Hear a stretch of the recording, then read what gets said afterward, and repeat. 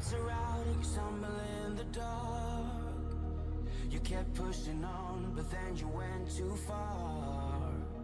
When your ship has sailed and all your dreams are lost, everything is wrong, you feel like it's your fault. Just remember, I will be there for you, baby. Remember, there's nothing out there to get you, don't forget it. When life feels slow, just call me. Just call me. Just call me.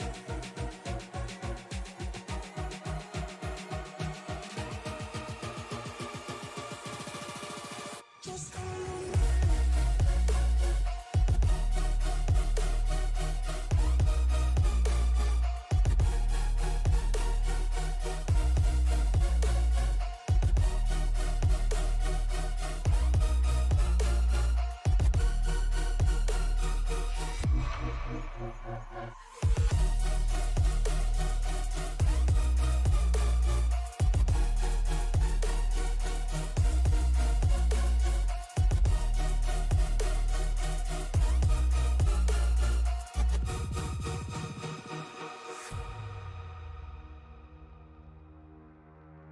You're stronger now than you ever been.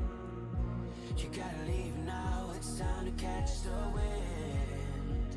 You will climb up high and look through the clouds, and when you're feeling low, I know you'll bounce back. Oh, and just remember, I will be there for you, baby. Remember, there's nothing out there to get you, don't forget it. When life throws lemons, just call me. Just call me. Just call me.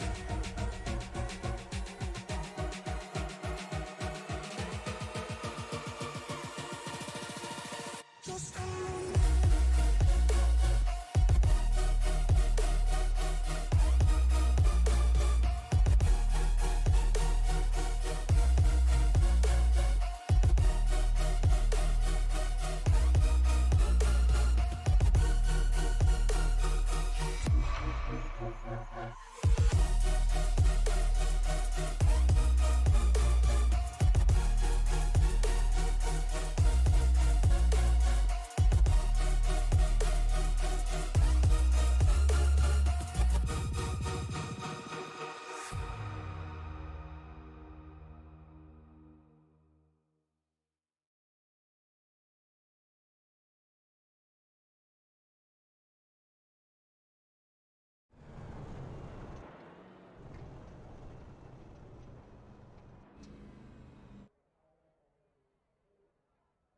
Hello race fans and welcome to the Worldwide Technology Raceway. We are live here for the XMS Elite Xfinity Series, season number 19. Perfect, joined up in the booth by Jordan Brockle. Give me just one moment to get Jordan up in here.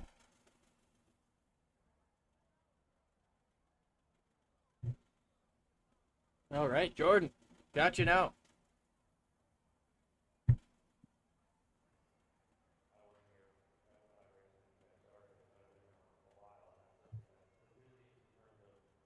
Get this 1 second here.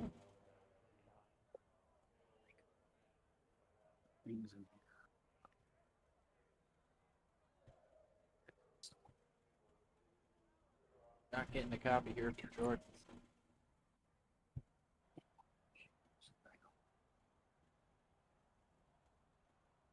Well, we'll try to work with that. We're live here at Worldwide Technology Raceway.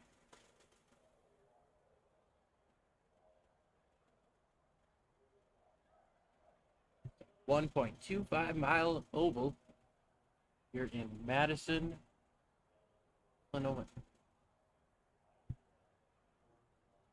Go ahead and show you the grid here while we try to work through what's going on with this microphone issue.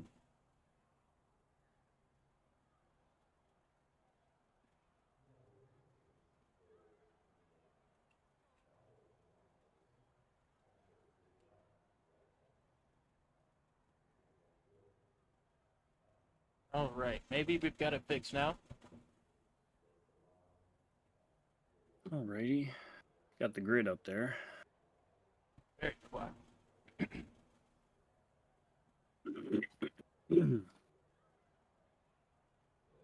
V545. All right, here we go. I'm sorry, that might have just been on my end here. Should be good to go.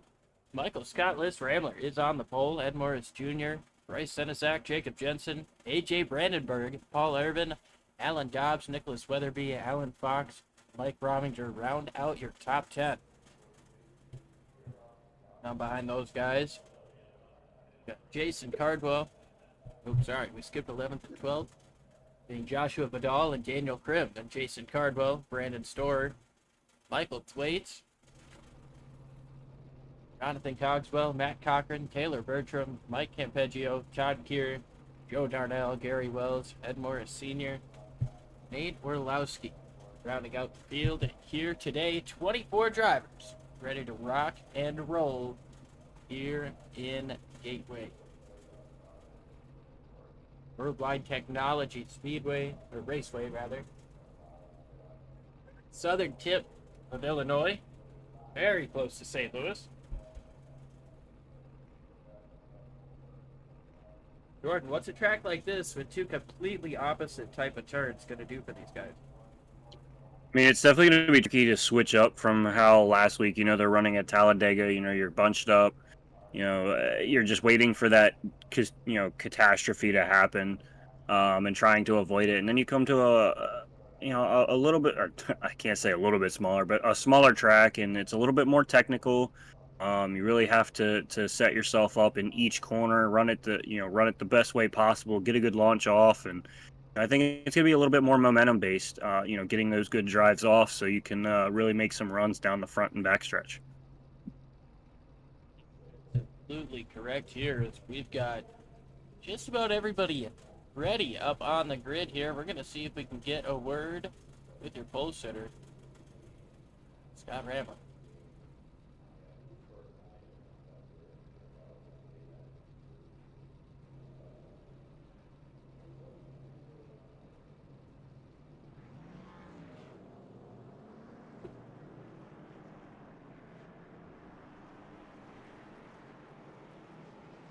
All right, Scott, we see you're moving here, so we'll try to make it quick. But starting on the pole here at a very difficult 1.25 mile racetrack, what's it going to take to keep these guys behind you? Track position, a little bit of luck, and being smooth on the brakes. What are you expecting in terms of tire wear here? You think that's going to be more important than fuel? Yeah, I think tire wear is going to be more important than fuel.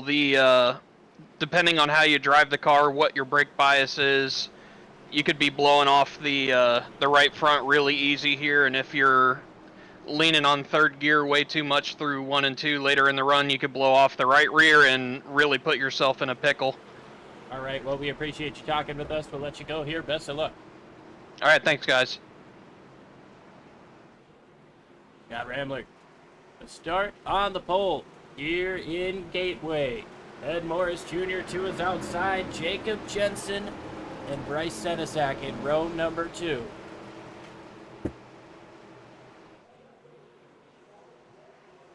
Pace car's already made that hard left turn. They've got to wait for the starter, and they do. It's an even start up front. Dead even. Morris up on top of Rambler. Senesac already all over the back of Rambler. And the 7 is going to be able to take advantage up on the top side. Ed Morris clear by half a car length down the back straightaway. Jacob Jensen still under fire from Bryce Senesac going into turns 3 and 4. A lot of guys going wide towards the back of the pack. Jason Caldwell in the middle of this. Jason Cardwell, apologies there. He's rocking the number 59 machine down on the bottom of Jonathan Cogswell in the 84. It's a battle for 15. Back up front, though, you see side by side A.J. Brandenburg side by side with Dobbs coming up off of the corner. Not going to be able to hold on to that spot. And Alan Fox just behind. You can tell he's one of our playoff drivers, one that you can see with see with the red banner, the red spoiler there, that indicates a playoff driver. Trying to get a graphic. Yeah, we can definitely see a bunch of those guys already kind of bunched up with each other. So it shows you how tight this competition is. You know, they're all rather close as caution's out on the racetrack. Yes, indeed. The caution has come out. Nate Orlowski is around down the front straightaway. Like Joe Darnell has got some damage too. He's slow.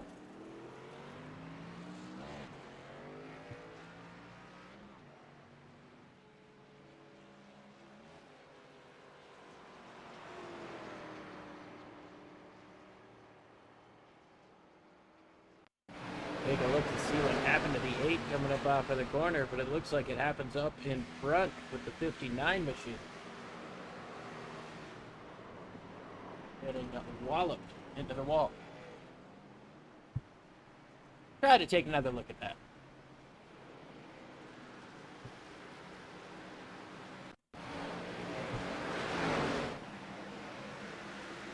Cardwell gets a little bit of contact from the 29, and the 1's going to slide down with the 29 and the 8 of Joe Darnell.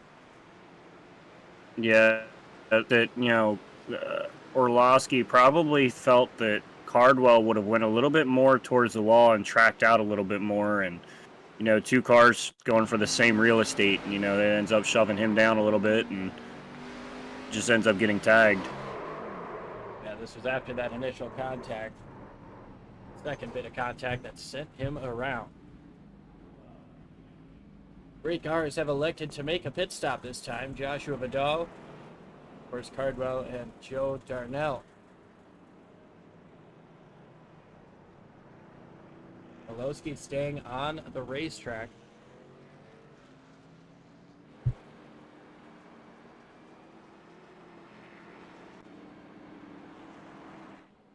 Ed Morris Jr. continues to lead this race. Yeah, we're definitely seeing a strong start with him. You know, able to hang with Scottless Rambler there on the start, and able to power by him as you know Rambler was dealing with the pressure from Senesac, and you know he finds himself sitting right there at the point. While we have a moment here, we're going to go ahead and show you what our playoff grid looks like. I believe they'll be taking the 1 to green. Here's what our playoff grid looks like. These are your 12 drivers ready to rock and rumble for the championship here at Worldwide Technology Raceway in Road America for round number 1. Alan Dobbs, Alan Fox, Justin Opplinger, Bryce Senesac, Jacob Brower, Mike Rominger, Jacob Jensen, Paul Urban, Michael Thwaites, Jonathan Cogswell, Daniel Grimm, and Joshua Vidal. All getting the chance to race for the championship. Of course, 4 will be eliminated after next round in Road America. Yeah, and talk about big shift. You know, you go from a track like this where it's a normal oval, 2 different size corners, very technical, to something even more technical like Road America. Honestly, Road America is one of my favorite road courses. This repave that they've done to it only makes it all that much better, in my opinion. It's fast, it is technical, but it's got a lot of really fast straightaways and a lot of really good braking points to set up your opponent. Try to make that pass.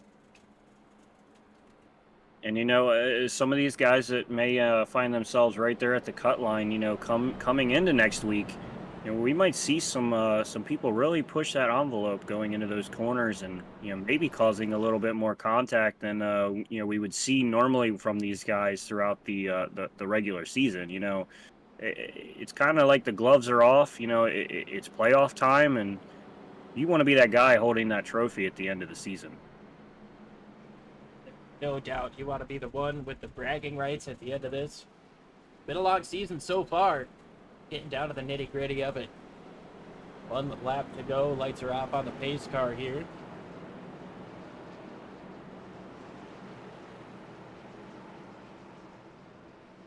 And Morris going to lead them down over your pole sitter, Scott Ramler. Bryce Senesac in third. Jacob Jensen up to his outside. Paul Irvin and Alan Dobbs make up row number 3. Alan Fox, AJ Brandenburg. And Mike Rominger and Nicholas Weatherby round out your top 10 here. 7 laps in, getting our first restart of the race.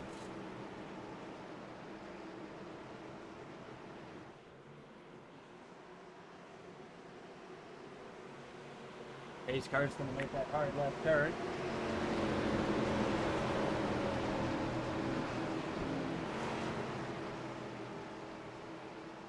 This time in the Geico restart zone, leader gets the choice. Morris is going to go early in the box. Flag back in the air. Yeah, Ramler had a little bit of trouble getting off there. Looks like he had a little bit of tire spin, kind of dancing around with that back end, and he's got 2 hungry drivers right behind him. Not to also include Alan Dobbs, one of the more arguably the more stronger competitors here. So he's gonna have a handful here. Yeah, I think these guys are all gonna have a handful with these Xfinity cars. You see Irvin just coming down in front of the 73 of Fox. You know that Fox is he's gonna be quick here. One of the prominent drivers in this playoff. Mike Rominger up to his outside, trying to take advantage of the fact that he's next to one of the favorites. Paul Irvin also out here, one of these playoff contenders.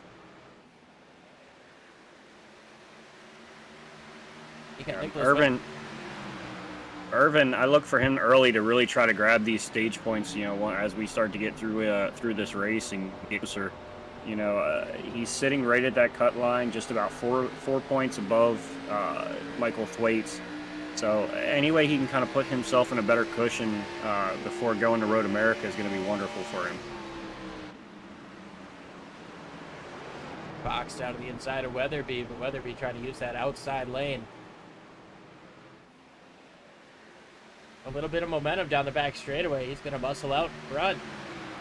Here comes 73 back with the side draft. Fox going to dive in real deep there.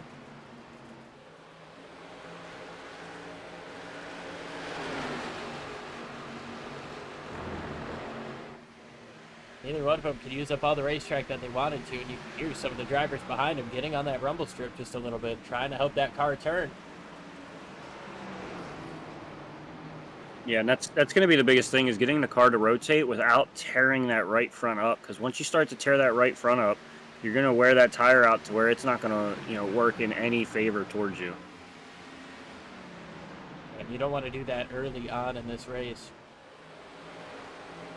Weatherby was finally able to complete the pass on Fox. Now Brandenburg trying to look up to the outside. Gives Michael Thwaites in the 12th a chance to look to his inside.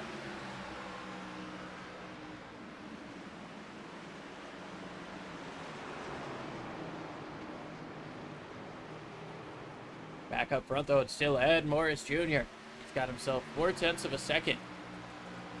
Over the 57 in second place. Bryce Senesac in third, the 38. Alan Dobbs in fourth.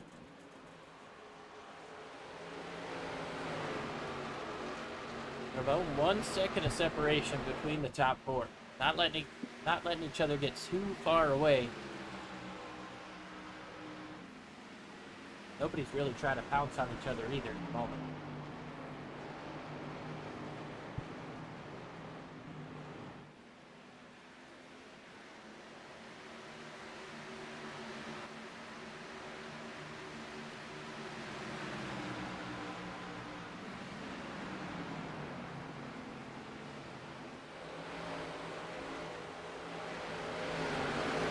Interesting to see some of the lines these guys are working. It looked like Fox tried to cut down to the bottom in the middle of the corner. Entered a little bit. He entered in the middle and tried to cut down to the bottom on exit. Irvin goes way up in the middle of the racetrack. Gonna get right up next to the wall. That's gonna allow Weatherby to close in on his inside.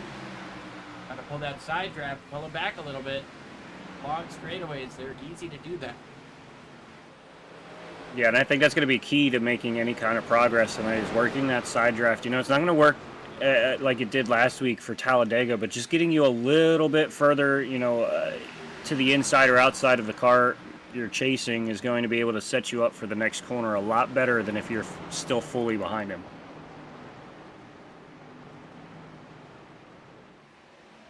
Kind of advantage these guys can get on each other is now 69 and 87 right next to each other. Down the back straightaway, this time the 87 up on the top, using a little bit of that side draft to pull 69 or Weatherby back to him. You know, it's interesting to see some of these guys using that outside line too. You know, it seems to usually be more of a inside line dominant track, but you know, we've been seeing some of these tracks kind of turning into a multi-groove track. You know, the more that you know this simulation starts to pick up the realism a lot better, and you know the way the cars work and everything like that, it's just really starting to show things as Liss Rambler starts to try to make a move on Ed Morris. Really working at his side, kind of pushing him out wide. Gonna need a good runoff. He clears him. Dobbs looking to the inside now, kind of swerving down there, looking like he's still at Indy. Like Rambler's going to be able to complete that pass, getting into turns 1 and 2. Morris did not want to give it up. Now Dobbs on the inside fighting hard for second place. Rambler's now going to try to drive away from these two. A little bit of side drive down from the inside to pull that nose back a little bit on the 7. Like you said, it's not going to be as effective as it was at Talladega, but you can definitely slow somebody's momentum coming up off of the corner. Slow down their straightaway speed. Try to take advantage of that going into the next corner. Dobbs tried to do just that. Now he's got half a car length on the 7, but the 7 able to use that same side draft up on the top to try to pull him back. You know, we love to talk about side drafting on here. We may as well call it side draft racing media, but at a track with such long straightaways like this, it's definitely a tool these guys can use, as Alan Dobbs does complete the pass here on Ed Morris. Yeah, and you know Dobbs is really going to start hunting for Michael Scott Liss Rambler here, because you know, if he can get out front and run this race and you know take full control of it and be the guy that you know can pull off the win, you know he wants to have that free pass into you know the next round without having to go to Road America and really worry about anything at all. Yeah, I mean, Road America is a huge track, and one off and an inopportune time to really hurt your playoff chances.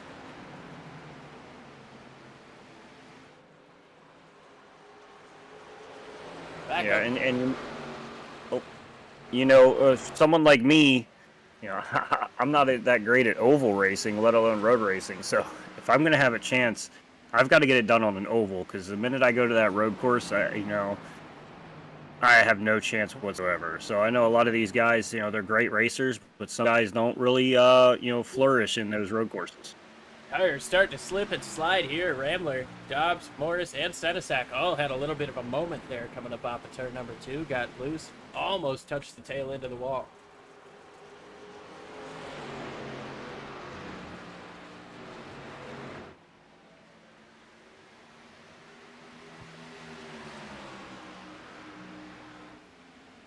Seeing Dobbs and Rambler here really able to kind of stretch out from Ed Morris there. Really kind of being a you know a 2-horse race right now.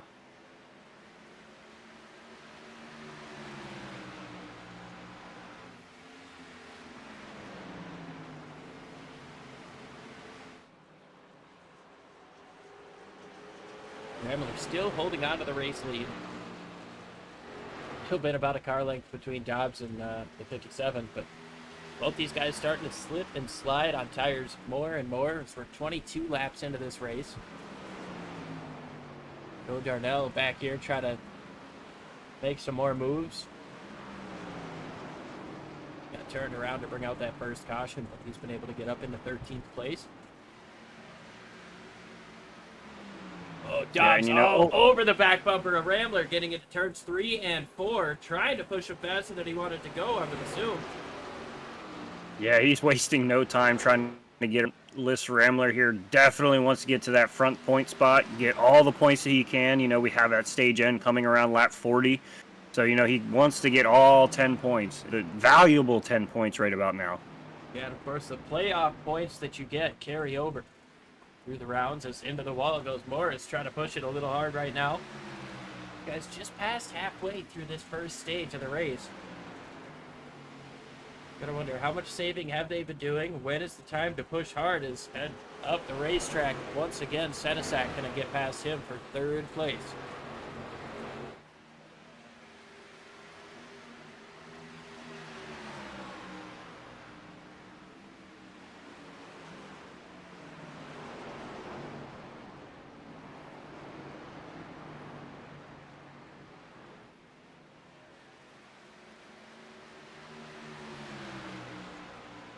Up front, these two are not letting each other go. Dobbs right to the back bumper once again, and gonna get into him. He is really close. I don't think you can get much closer than that. You know, a piece of paper couldn't really separate those two through the corner. Fantastic job by the 57 to be able to keep that car straight with all that pressure right behind him. But here comes Dobbs trying to cross down to the inside, coming up off of 2. Yeah, he's really just trying to see that side draft there. Oh, and a big block down the back straightaway. Here comes Dobbs up on the top side. Rambler going to try to gas it up through the middle to clear him back through the corner, but Dobbs has that preferred lineup on the outside. Dobbs tank slaps the wall just a little bit. That's going to cost him momentum. Rambler takes the lead right back. And Dobbs gets into the back of him once again. This is short track racing at its finest. At a track that's not super short.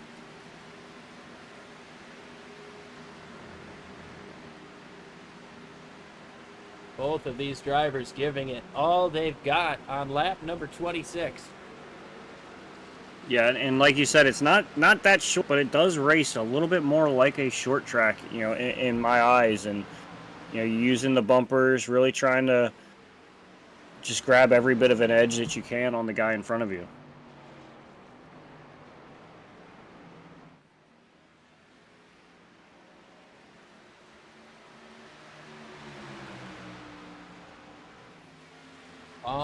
Long straightaways make a mistake mean so much more, especially on exit of these corners.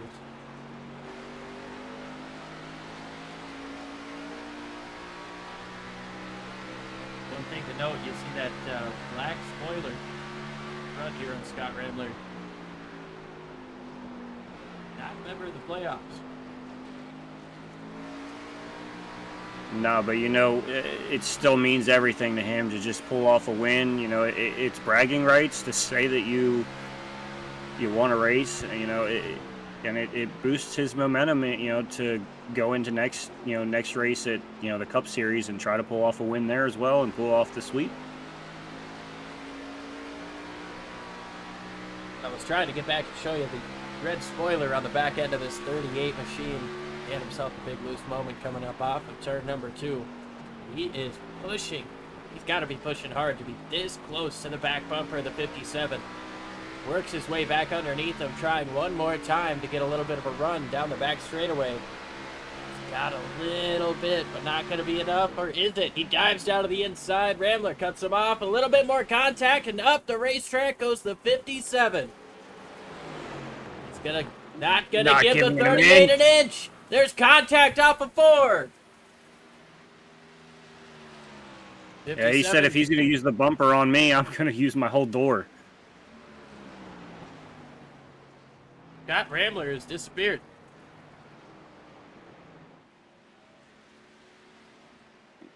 Yeah, he's completely disappeared. Oh, no, there he is. Weird connection issue. These drivers are inside of each other right now, and I'm sure that that's what they saw. That's why the 38 falls back a little bit more. He's going to try to cut down on the exit of turn 4. Awkward situation there. We weren't entirely sure what happened. Like a weird time to leave after just defending your race lead, but got lapped machines just in front of these guys. I believe that's Nate Orlowski in the 29 machine. Yes, there he is. Not too far in front of your leaders. He's going to be the first one to affect this lead battle.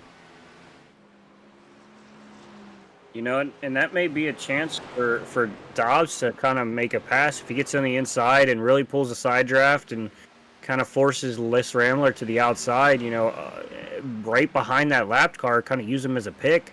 You know, that could be all that Dobbs needs. Drops right to the back bumper. That 57 once again cuts down to the inside, coming up off of turn number 2. And we are getting closer and closer to the end of this stage. He's got to start really putting the fight to the 57. Rambler's done a great job of defending, and we've seen these guys make contact before through the middle of the corner. They're not giving each other an inch once again. More contact, and oh man, big sideways goes Alan Dobbs, but they're both able to save it. Dobbs goes into the race lead. Yeah, Liss Rambler did not want to give that up at all whatsoever. Did a phenomenal job of defense, but just couldn't hold on. He's going to fall back a little bit, about half a second. Dobbs going to try to run away with this stage here in about 7 laps. And Morris now getting the back of Senesac.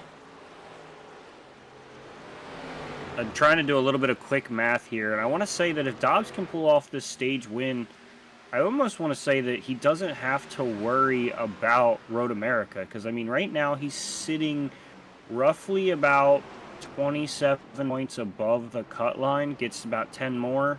Should kind of clear him to where if he does have a bad week, depending on car count, you know, going into Road America, he might be good, you know, just with this stage win. Tell you what, man, you don't want to go into Road America thinking you might be good. You want to go in there thinking, I've got to win. I don't have to worry. Let me do something crazy for some points.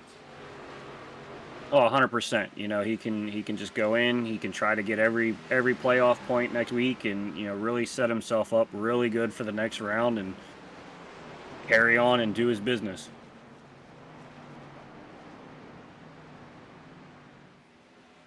And Morris trying to get around Senesac here. Able to get close, but not quite able to make that pass happen.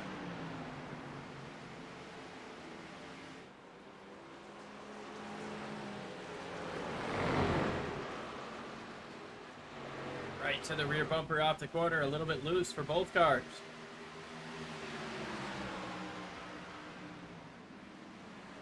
The closest battle on the racetrack right now is now they work to the inside of the lap machine of Orlowski.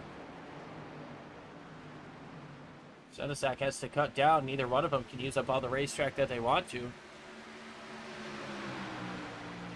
Might compromise Ed's entry.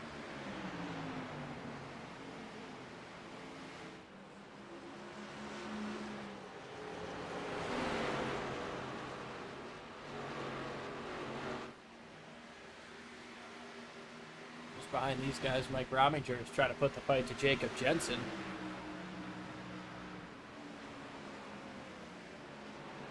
Sits about 2/10 behind. Had a chance to look down to the inside, but that wide arc for the 64 allows him to pull off of the corner so much quicker. Yeah, he's almost diamonding the corner a lot better. You know, getting a better run. Doesn't quite get the diamond, you know, there, but some of these tracks, you know, it really helps to have that center apex drive off, you know, really diamonding the corner and having that good drive off. Speed closing down once again. Rambler might have spent a couple of laps trying to cool down his tires a little bit so he can make one final push here. He's got 2 laps to get it done here at the end of the stage.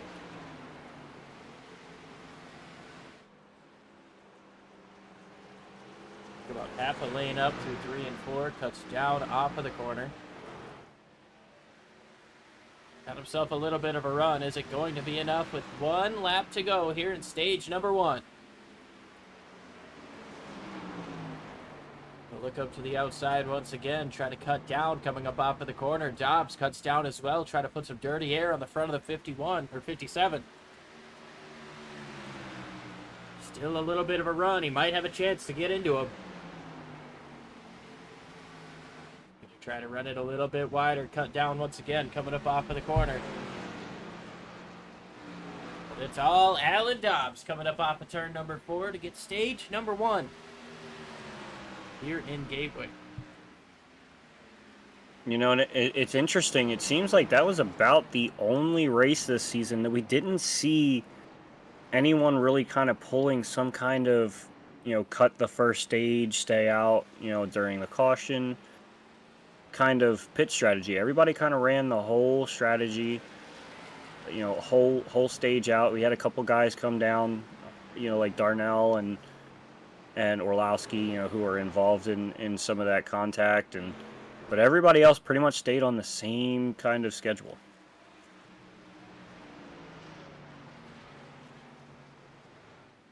I would imagine that everybody's going to be on the same schedule and coming into the pits this time as well.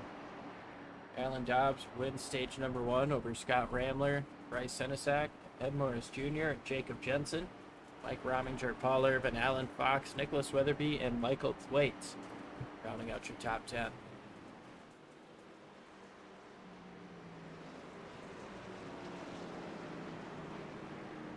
And yeah, everybody's coming in.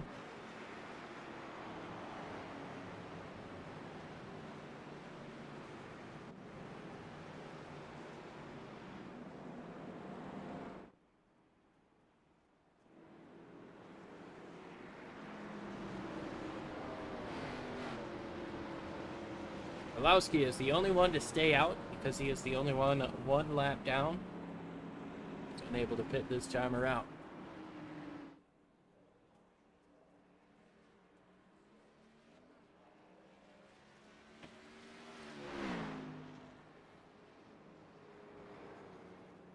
Yeah, and we always talk strategy, so everybody's going to be on the same thing here, but it's going to be interesting to see some of these playoff drivers if they do try to pull off some kind of Hail Mary strategy. We saw Ed Morris Jr. really try to stretch a fuel run a few weeks back, and it wound up just about half a lap short, but he almost pulled it off.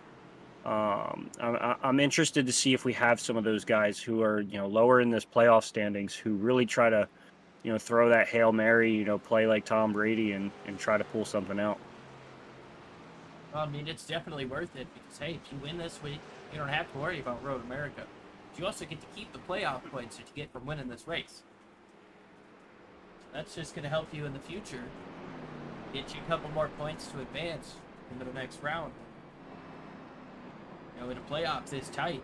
Every point is going to matter.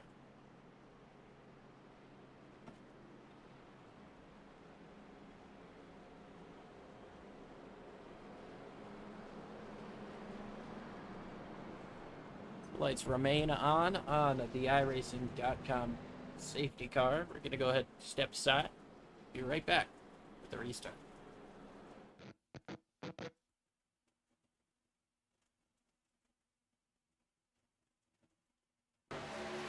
The search is over.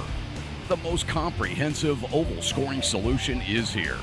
Featuring oval playoffs, adjust drivers per round, custom number of rounds, custom playoff points, provisionals, optional win and you're in, custom playoff displays, rookie championships, optional minimum participation, and load those results in seconds. Visit extremescoring.info today.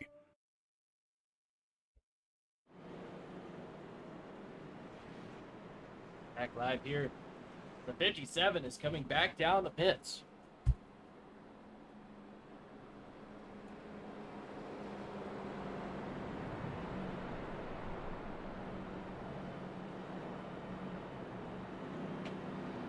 Not sure if there was a penalty there or maybe a mistake on the pit lane, but 57 going to come back in here before the beginning of stage number 2.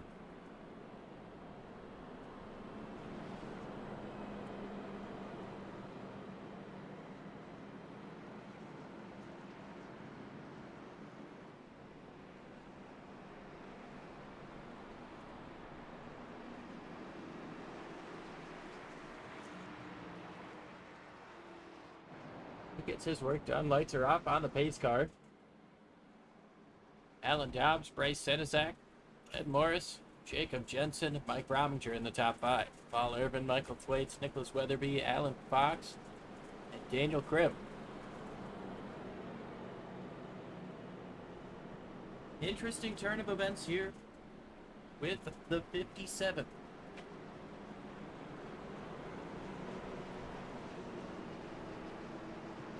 Yeah, I see here. He came back down pit road. I'm not sure what happened. I don't know if he had a penalty or something, possibly, but definitely sitting way back there, 20th position right now.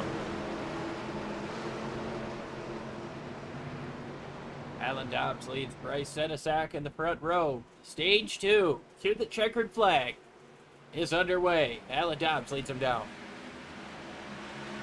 And he gets shot out of a cannon, gaps the car of Senesac there, and kind of just sets sail. Morris working down to the inside of Jensen. Oh, Paul Irvin gets up into the wall, so does Weatherby behind him. That's going to allow Fox to try to get down to the inside. See if he can take advantage of both of them as Thwaites goes down to the inside. Fox got a little bit loose, had to check up.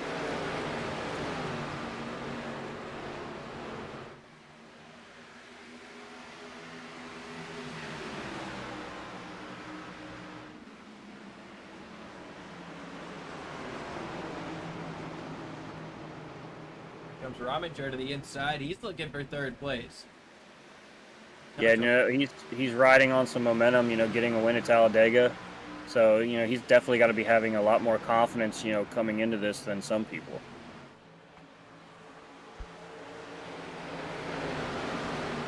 Like going 2 in a row would be kind of cool, now wouldn't it?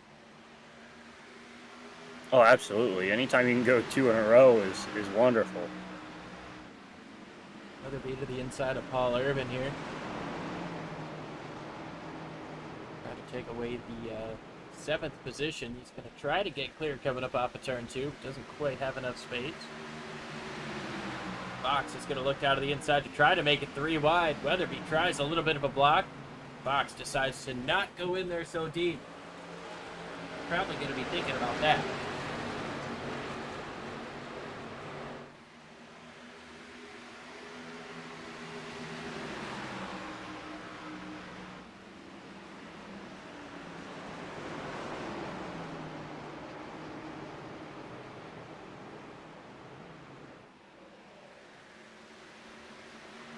It's still Alan Dobbs over Bryce Senesac, Jacob Jensen, Mike Rominger still in 4th place. Ed Morris has fallen back to 5th. Waits in front of Weatherby, Urban and Fox. Those 3 trying to make do with who's going to be in the 7th position. Weatherby has it. Fox and Urban both want it.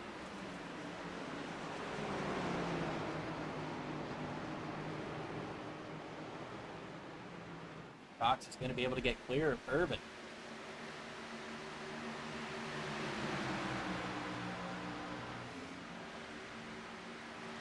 Take a look at Ramler here.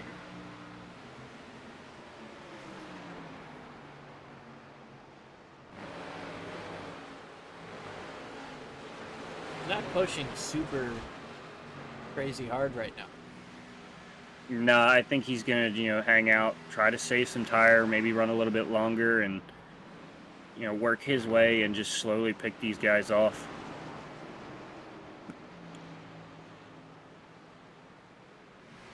At number 24, right behind him, Mike Campeggio. Not letting him get away.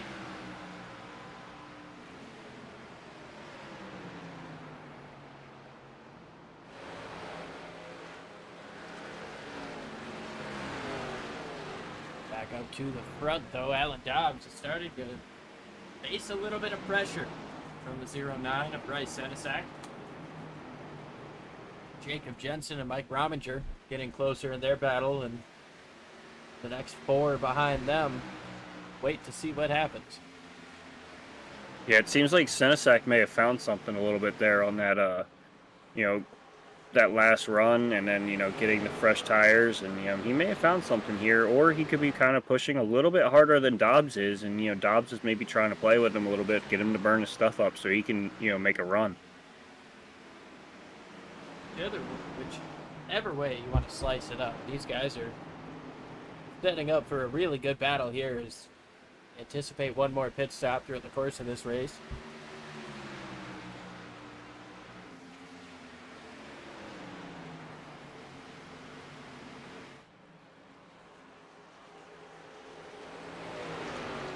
Top two separated by almost a second for the third place.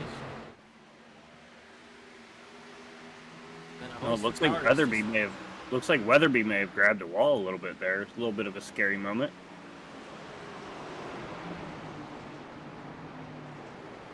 Looks like he's able to drive away okay, but keep an eye on that 69 as this run continues on. A little bit of contact for pushing too hard that could lead into more contact, more damage. This can snowball in a hurry here in this Xfinity car. Yeah, for sure. And, you know, even though we were talking about this place racing kind of like a small track, we've seen already how important the aero is down the front and backstretch, you know, being able to really pull that side draft, even kind of a draft off of the back of, back of the guy in front of you, you know, like Alan Dobbs and Senesac are doing right now, you know, trying to gap the field.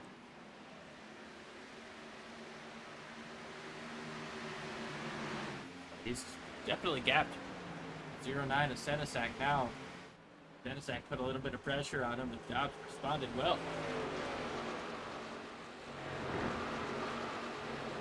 Rominger all over the back bumper of Jensen once again. And Morris all over the back bumper of Rominger. Looks down to the inside, down the front straightaway. He's going to try to take a position getting into turn 1 and 2. The racetrack goes Rominger and Jensen. Morris trying to hold down the bottom of the racetrack.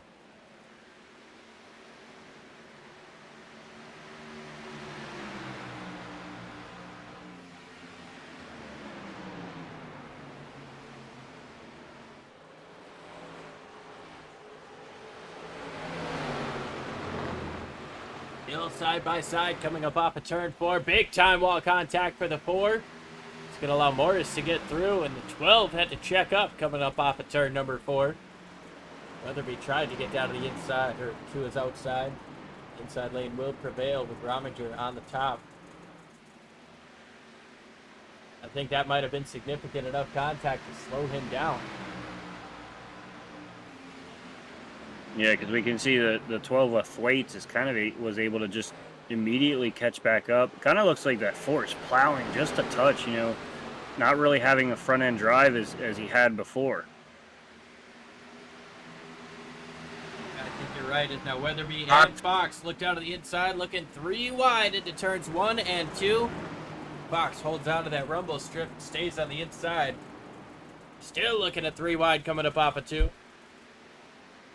Yeah, 3 wide here at Worldwide Tech was not on my bingo card whatsoever for tonight. Here comes Morris out of the inside of Jensen. He's going to pull the slider, make that pass, clear him coming through the corner. Ed Morris back up into 3rd place.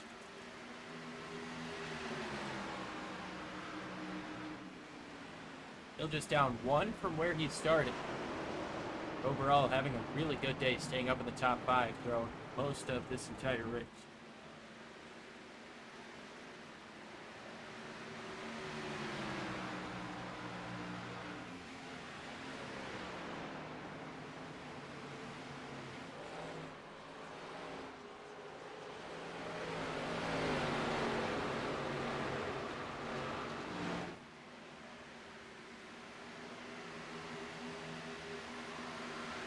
Brandon Bird trying to make a move on Paul Irvin. Is just inside the top 10, a battle for 9.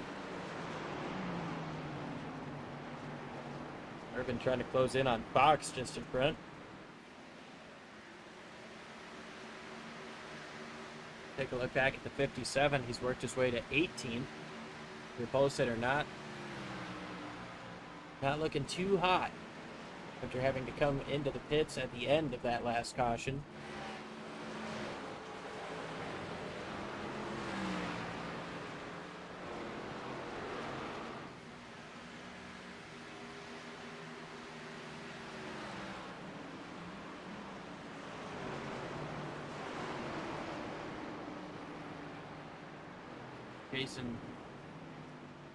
Jason Cardwell looking to the inside of Jonathan Cogswell.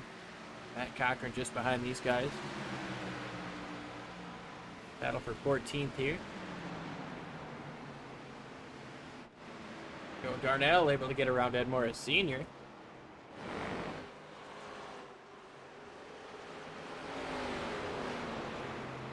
Joe, one of the drivers, turned around to bring out the first caution of the race.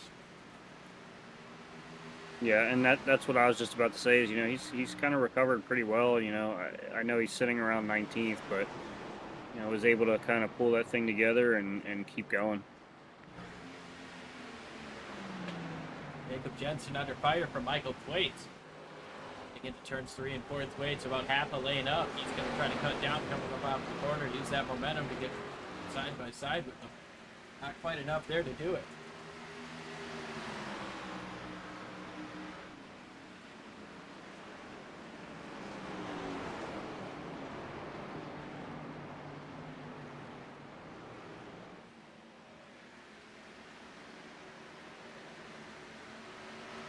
Waits now with the run. He's going to come down to the inside and try one more time to take away that 3rd or 4th position. He's going to dive it in deep. Not quite as deep as Morris did to get past Jensen, but Jensen stays strong up on the top side. Dead even at the stripe. Michael Thwaites on the bottom. Jacob Jensen up on the top side of the racetrack. Who's going to get in deeper? They both go in pretty deep, but it looks like the inside lane's going to prevail for now. No, here comes the outside with Jensen. He's got a huge amount of momentum coming up off the corner, and he's going to clear. Hold on to that 4th position. Yeah, and we've seen Jensen really be able to be kind of that outside, right on the cushion kind of guy. You know, he's done that at several tracks this year.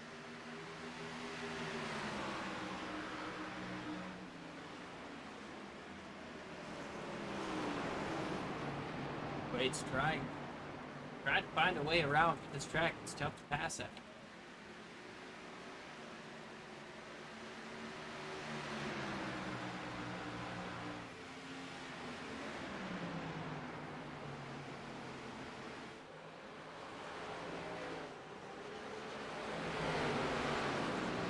Yeah, and for a track like this, you know, once you make your jump to try to make a move, you have to then back up and then essentially reset up the next couple of laps to make another move. As you see, Thwaites gets just up to the rear bumper of Jacob Jensen there. But he's not able to use up all that speed that he had, as Jensen's able to drive back away through the middle and exit of that corner.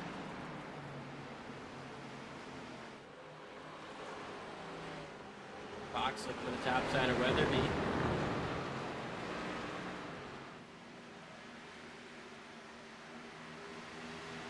A little bit loose with the 69 coming up off of turn number 4. Fox trying that outside lane. He's going to dive it in deep. Weatherby tries to stick with it, but he's not going to have much grip coming up off of turn number 2 on that bottom side. Going to try to cut in front of Paul Urban. He does. He has the space.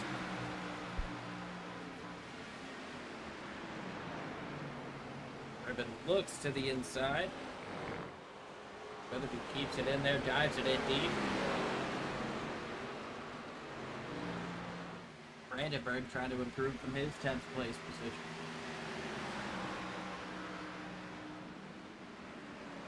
Yeah, we're starting to see a little bit of fall off from each of these guys. You know, some guys kind of falling off a lot harder than others.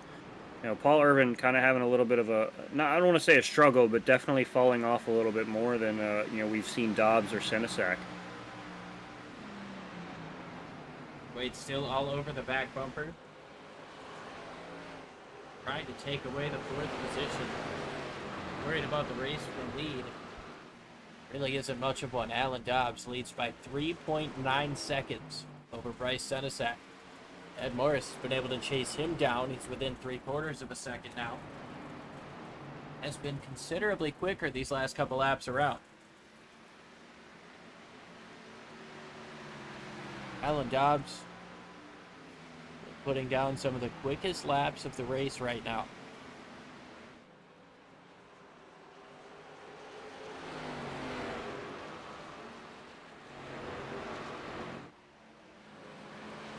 Big time moment here. Ramler through the middle.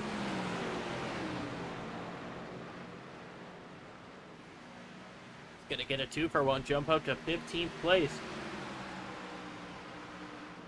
Still 13 seconds behind the leader, though.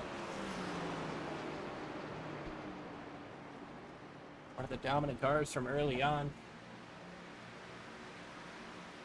Looks to be kind of struggling right now. Yeah, he's definitely struggling a little bit. You know, it just seems like there's just something creeping up in the car that's just not really working for him.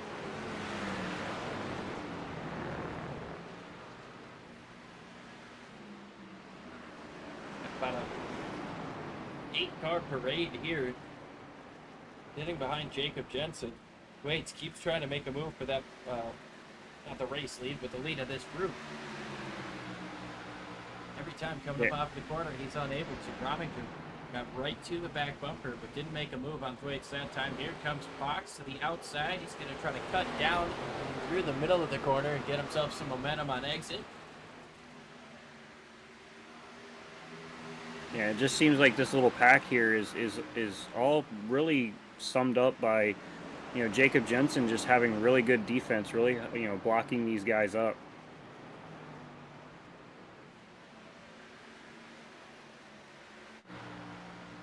Morris getting ever so much closer. Back bumper of Senesac.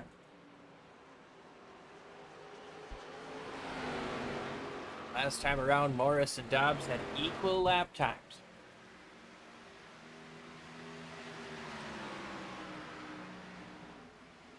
This time around, it's a 10 in favor of Dobbs.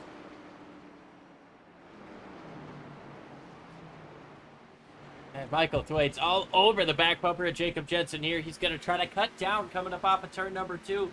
Might have enough for the side draft there. Barely, if he does. He's going to try to send it into turns 3 and 4. He gets down on the inside. He's going to dive it in deep. Rominger tries to follow him through. Jensen doesn't want to give him the spot, but that slider is going to work coming through turns 3 and 4. Rominger trying to follow through. Both the 64 and the 4 are loose off the corner. It looks like Jacob Jensen may have grabbed a little bit of the wall there too, just trying to get a good run off, and about halfway down the front stretch just grabs a little bit of the wall. Yeah, no harm, no foul. See if Thwaites is able to drive away from the 64, or if this is going to stay kind of a parade here.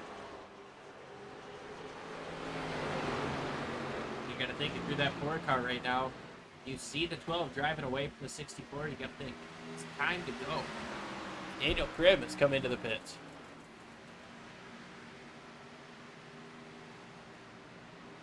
Yeah, he seems to be the first guy to really take a shot here, and I think these guys might have to take possibly a second pit stop here. I don't know if we can do it on one stop.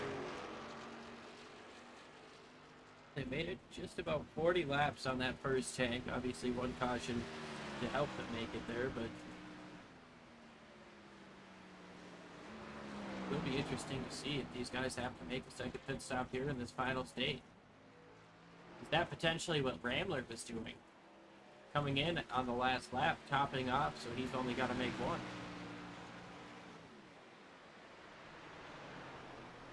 Yeah, it sounds like Alan Dobbs is even clutching in right about now on that corner entry.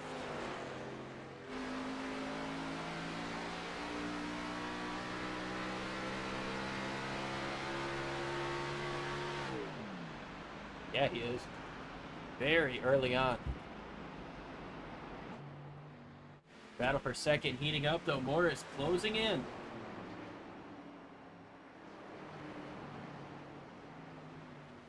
Yeah, definitely closing in on that spot right there.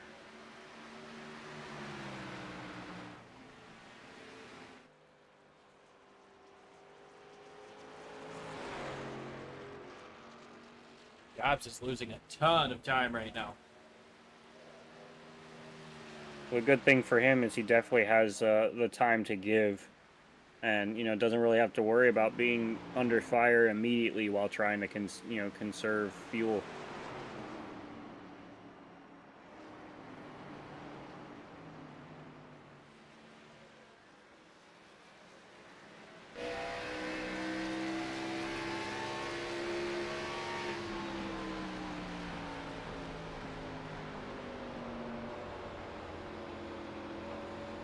Ed Morris definitely not clutch again.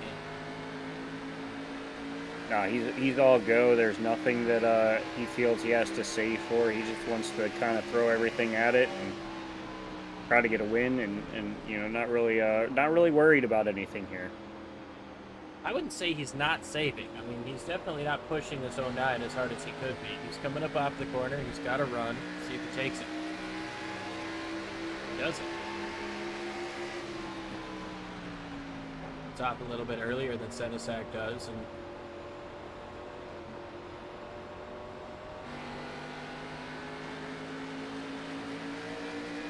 now here he goes, going for second place. Ed Morris down the front straightaway.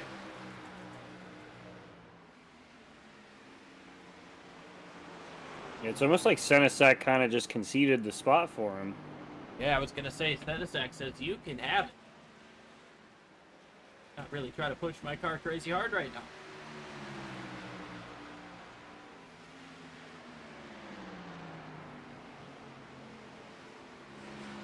Ed Morris is 3.5 seconds behind Alan Dobbs for the race lead. 54 laps to go this time by. This guy's last came in on lap 41. I'd say they're going to have to at least push it 5 to 6 more to make it to the end.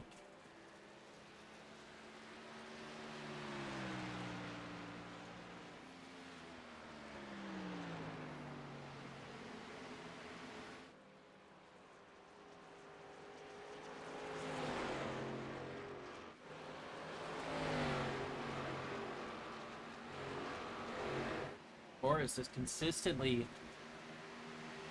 quicker than your race leader. Last time by about 0.2. The lap before that, it was by 0.6. Mike Rominger and Jacob Jensen going side by side for a top 5 spot. Rominger has it for now. Jensen doesn't want to give it up.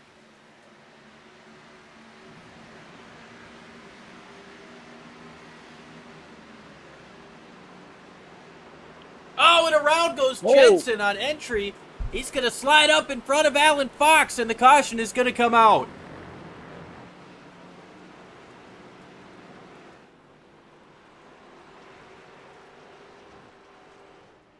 You got to wonder if Jacob potentially shifted there and shifted down a little bit too early.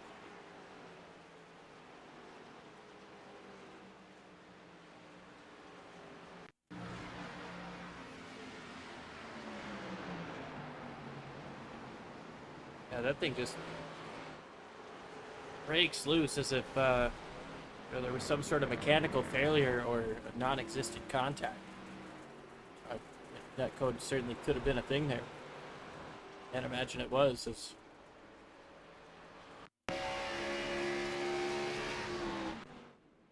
Sorry. We're going live to pit stops here, and then we'll show you the onboard angle from Jacob Jensen. Yeah, it was definitely strange. That car definitely just kind of kicked out of nowhere, and, you know, unfortunate for Alan Fox, you know, he's caught up in that too. Fox, one of our favorites in this playoff coming in. One of the more competitive drivers that we've seen all season. Definitely has a lot of fans in the chat more often than not.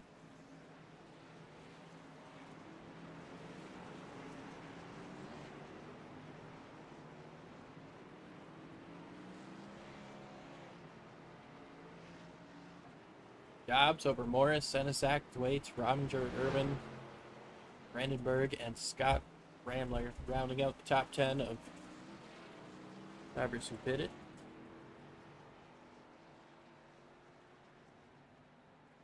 Yeah,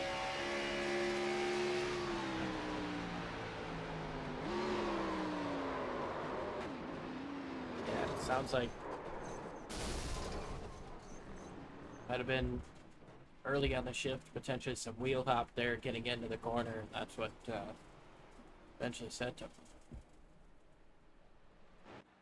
Alan Fox and Matt Cochran stayed out that last time. They came into pit this time.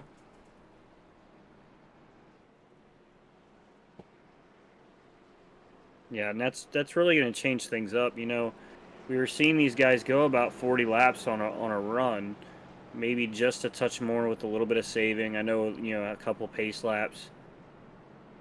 I'm not so sure these guys can get it done with just this one more stop here. I think we're going to be roughly in the neighborhood of about 5 to 10 laps short, just depending on how much you save. It's gonna be tough here. 50 laps to go. What are the odds that we just saw the final caution? You know, with these guys, I definitely feel like you know, they typically race clean enough that it's going to possibly be our last caution. But unless someone makes a drastic move, you know, trying to go for the win or just one more spot, get one more point, I don't think we'll see the caution anymore. As we get later and later into this race, be less time to make things happen, and guys might start getting a little bit more aggressive. See how this plays out in the course of the next 49 laps. Yeah, I definitely think we're going to see a lot of aggression.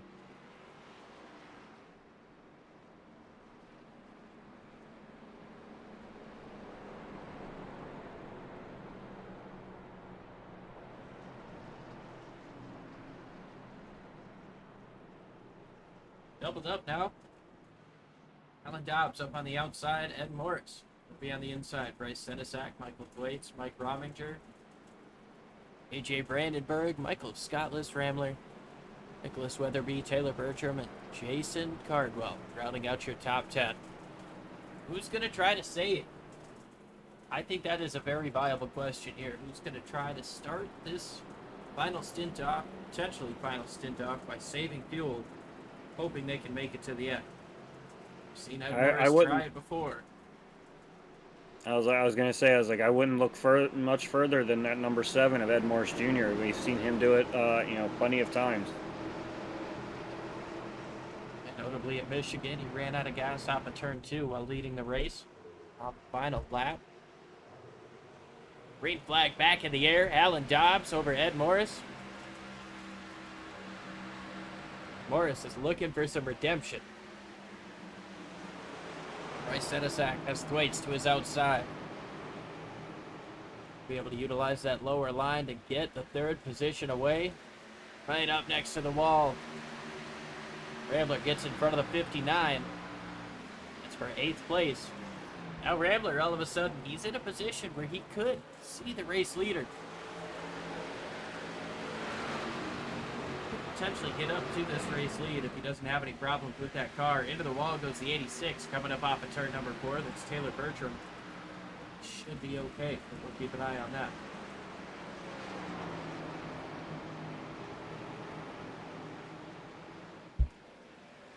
Big time gaggle of cars coming up off of 2.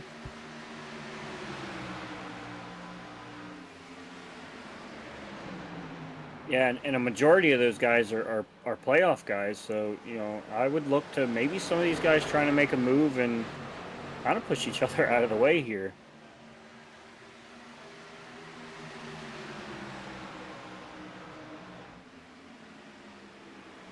Rominger looked like he gave Thwaites a little bit of contact there into the corner.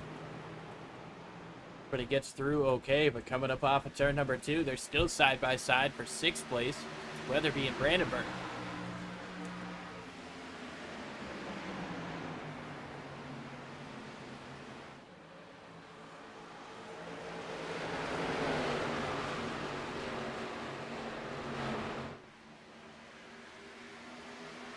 Morris trying to take away the race lead coming up off of turn 4. He's got to run, and Dobbs is just going to give it up.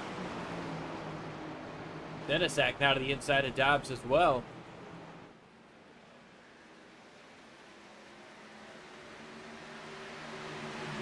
Battle continuing for 2nd place.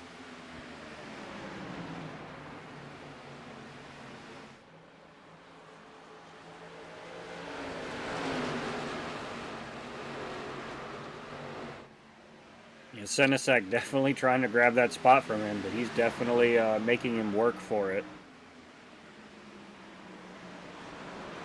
And Senesac's got to be thinking, come on, man, you made it so easy for the 7. Now Yeah, you're he's letting him definitely- get away. We're both working harder. He's driving away. Let me go. Yeah, he's definitely working a lot harder. All the way in goes Senesac, but Dobbs doesn't want to give it up.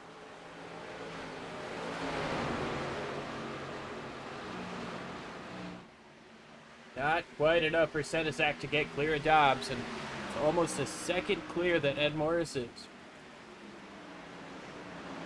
This time Yeah, Senesac's going to get clear of Dobbs, but waits almost into the left rear quarter of that 38, as they're now side by side coming up off of 2. Waits Yeah, going to these get guys back are- in line. These guys are really racing on the edge here. Really trying to push as much as they can to get everything out of their cars right now.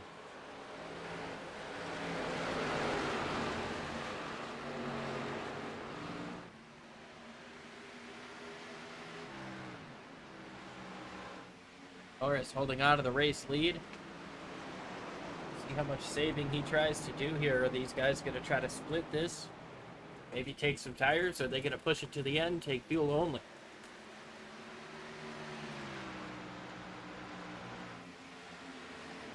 Yeah, it's definitely going to be interesting to see the different strategies these guys pull here. I feel like I'm definitely one of those guys that's a little bit more impatient and would rather come sooner than later.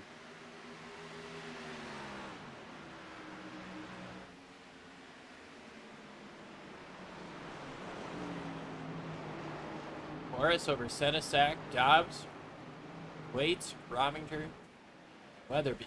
Round out your top 6. Brandenburg, Cardwell, Ramler back at 9th. Taylor Bertram rounding out your top 10. Matt Cochran having himself a good run here in 11th place. Daniel Prim, 12th. Joshua Vidal just behind him. Trying to take that position away. Mike Campeggio having a nice recovery. We saw him running 20th earlier. Brandon Storer not having the day that he wants. With Paul Irvin, one of the playoff contenders, he's back here in 16th place. Along with Jonathan Cogswell just behind him. Todd Keir, Ed Morris Sr., Joe Darnell, and then of course Alan Fox, who had damage from an earlier incident. Jacob Jensen, who is still on pit lane. 2 playoff drivers who have had trouble here today. Not what they want to see. Looking forward to Road America, one of the toughest road courses, I think, on the circuit.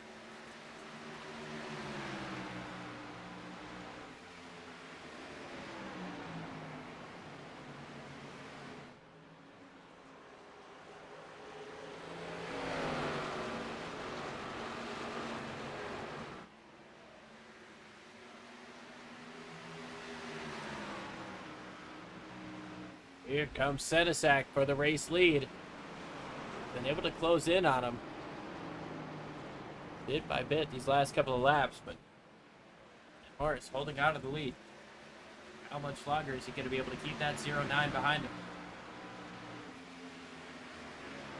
Yeah, Senesec keeps working to the inside, but then, backs up and kind of rethinks it a little bit and, lives the fight just a little bit later.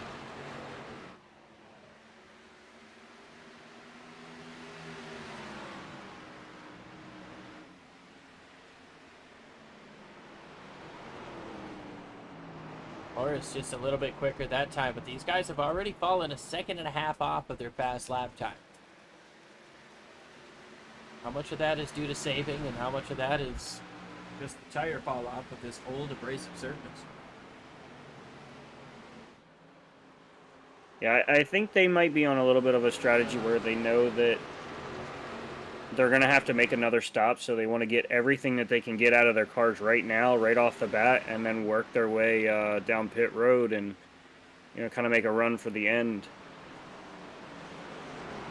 Brandenburg continues to look out of the inside of Weatherby to try to take away 6th position. Every time he looks down on the entrance, though, there's nothing for him.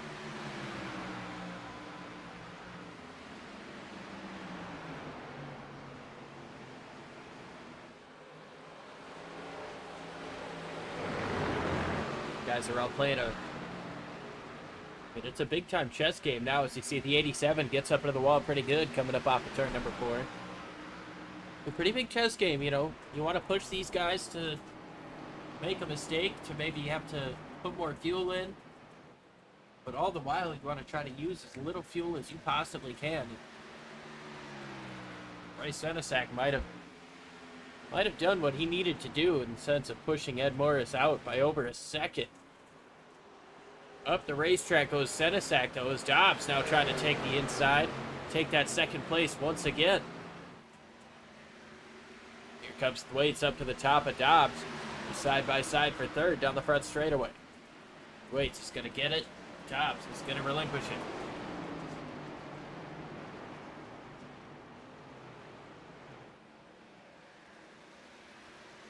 Dobbs now under fire from Rominger up on the top side. Weatherby trying to figure out which one to follow. Rominger dives it in deep, and Dobbs is going to fight him. He does not want to keep giving up spots. Just 1 or 2 is all right, but I want that leader to be just in front of me. Rominger says, I don't care about that. I want the leader in front of me. He's going to get that pass done as now Weatherby tries to follow through up on the top side.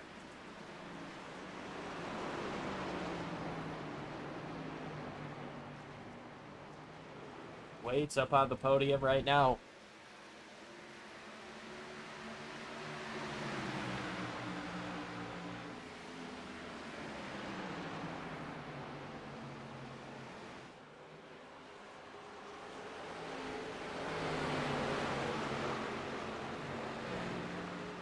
Yeah, it's crazy to see how many of these guys are running really well that are in the playoffs. You know, you got Dobbs and Rominger, Thwaites, Senesac, all right there in a little bit of a bunch. You know, the only people we've seen have real major trouble is Alan Fox and Jacob Jensen there on that last incident. Other than that, I mean, it hasn't really been much of a problem tonight. Seems like Dobbs is really starting to fall back. Comes the 59. Hardwell to his inside. Dobbs back to 7th place. At risk of losing that. Ramler just behind the 59 as well.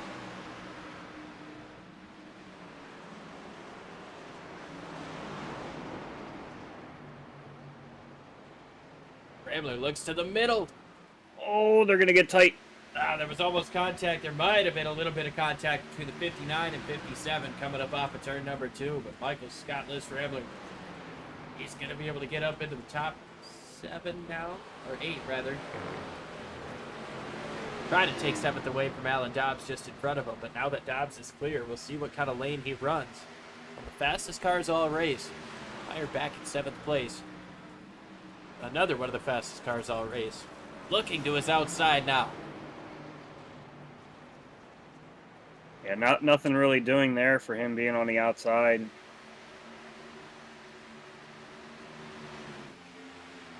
Getting up front again. Everybody's chased down Ed Morris once again.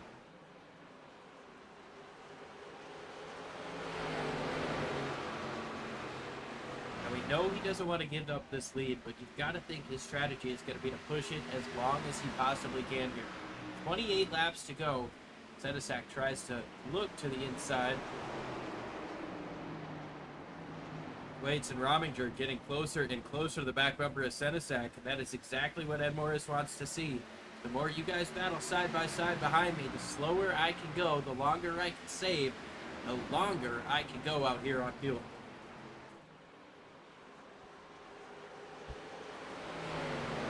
Yeah, the more that they pull Senesac back and Thwaites pulls, the two of them back, the better for Morris.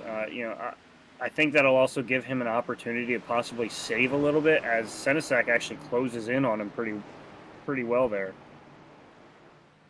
He's doing a great job closing in, keeping it close here, coming up off of turn number 2. In the top 6, all within just over a second of each other. It's going to have to start pushing it a little bit harder if he wants to keep these guys behind him. The question is, how hard do you push here? You're going 80%, do you go 82, do you go 85?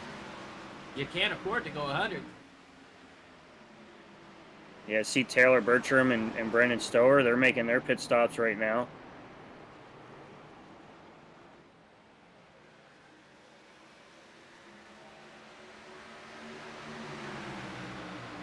Senesak going to look to the inside, getting into 3 and 4. Not going to have the space to make that move. He's going to rock the inside lane, slide up just a little bit as Morris cuts down through the middle. He's going to have himself a little bit of a gap through the middle of the corner, but how does that outside momentum help the 0-9? It doesn't seem to help him too much, as Ed Morris now slowing up just a little bit early on that corner. I think he's trying to play a little bit of a fuel number. It's tough to do while you're leading, but it's easier to lead and do a fuel number at a place like this than it was last week, that's for sure. Oh, absolutely. Yeah, you know, at places like Talladega, being the front car, you can't save a drop of fuel. But somewhere like here, you know, everyone's probably trying to save, so you don't have to really worry about them pushing you too hard. You know, they're going to want to try to get around you, but, you know, you don't really have to worry about them trying to push really hard to get around you. You know, you can kind of run your own savings.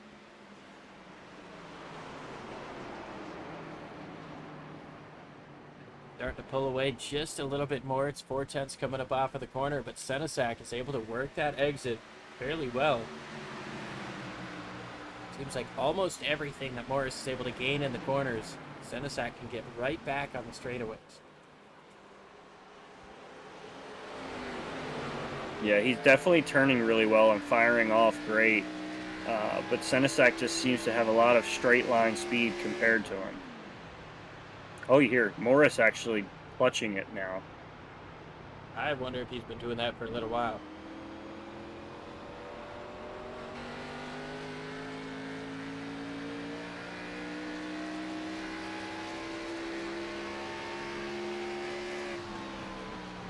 Not doing it into this set of corners, but I was interested to see how this battle shaped up and how it looked from the rearview mirror of Ed Morris Jr.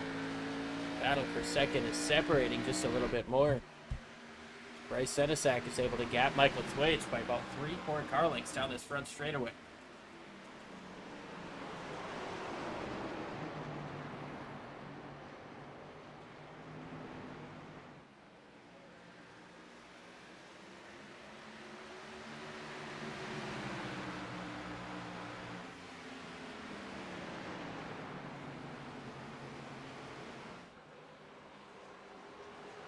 Heineberg still working the inside of Weatherby. Look who's just behind these guys. It's Michael Scott List Ramlin. Yeah, he's definitely made his headway and really found a way to just kind of pick these guys off one by one and really work forward.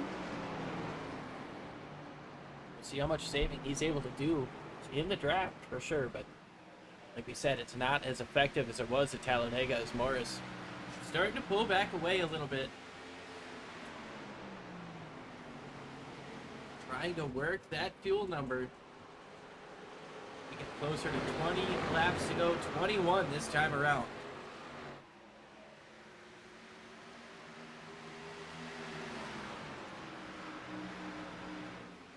Senesak sits in second, Waits in third, Rominger, then Weatherby, Brandenburg, Ramler, Dobbs, Cardwell, and Vidal round out your top 10. Paul Irvin, Matt Cochran, Joe Darnell, Ed Morris Sr., Mike Campeggio, John Keir, Jonathan Cogswell. Daniel Grimm is racing with Taylor Bertram. It's a battle for 18th position. Bertram's going to prevail. Brandon Storer having made a pit stop. It's all out from here. Alan Fox got some damage here, but it's at least going to have a little bit of solace finishing one spot in front of Jacob Jensen. But still on the pit lane after contact 32 laps ago. It's going to be very tough for him to make up any positions unless there's every shot at an overtime.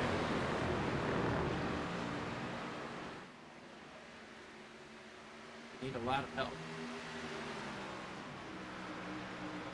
Yeah, definitely going to need a lot of help. But, you know, his biggest hope is if he runs laps here, maybe some of these guys get involved in something.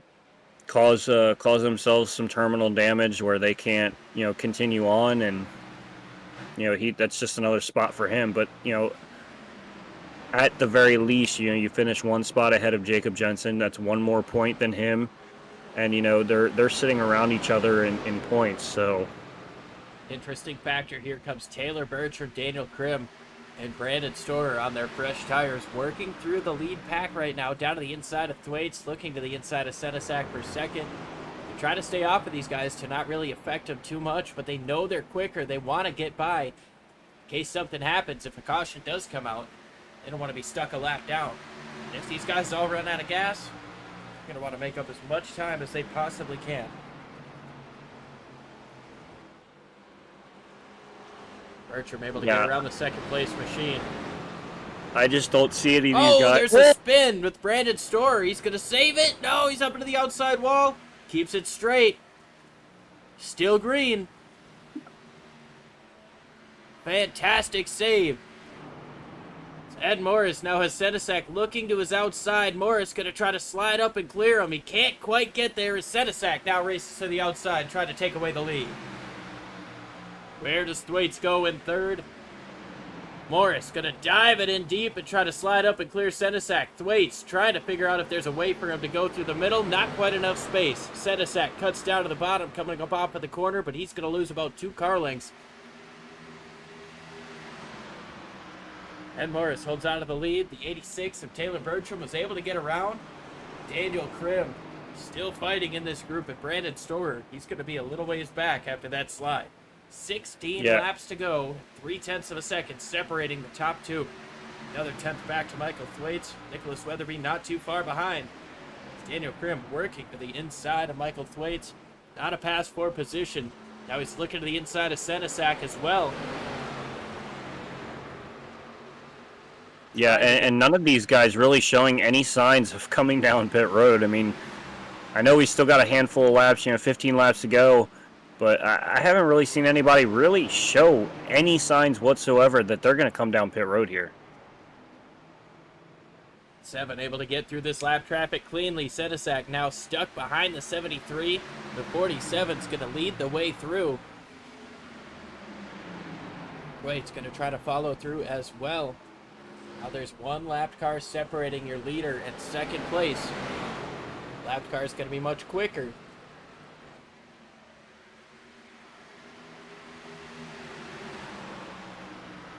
$14 laps to go. Krim looks to the outside of Ed Morris.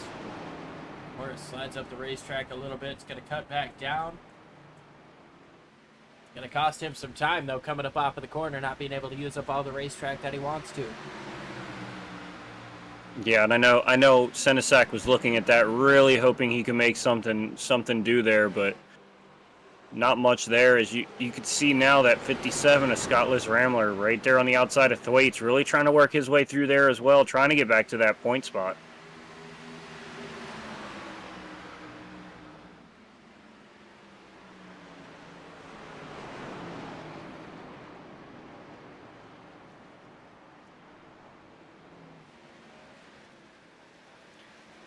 I definitely thought Liss Rambler was going to really try to thread the needle there for a moment, but he thinks better of it and kind of just hangs out. Yeah, that moment had me speechless coming up off the corner. It definitely had me as well. I was just like, he's the kind of guy that would try to thread that needle, and more times than not, he makes it work. Well, he's able to get up into second place. Has he done enough saving here at the end? Ed Morris still holds on to the race lead, but we've got a new player in second, Michael Scottless Rambler. I tell you what, man, Scott Rambler has been quick all season. He's not a playoff driver. All he cares about is getting the win. He is pushing hard. Ed Morris in front of him. Might not be pushing as hard, but E7 might be able to push him into a mistake. Maybe push him to use more fuel than he wants to.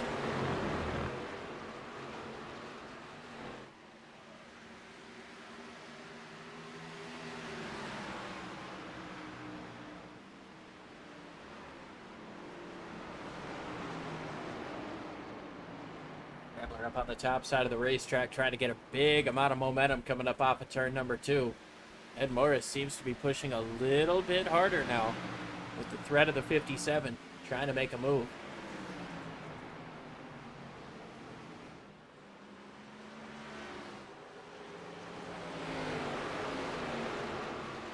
big question here, Jordan, is how much of this is fuel saving? How much of this is tire saving? Just allowing Rambler to be quicker here in the late stages of this run. These guys haven't pitted in over 40 laps.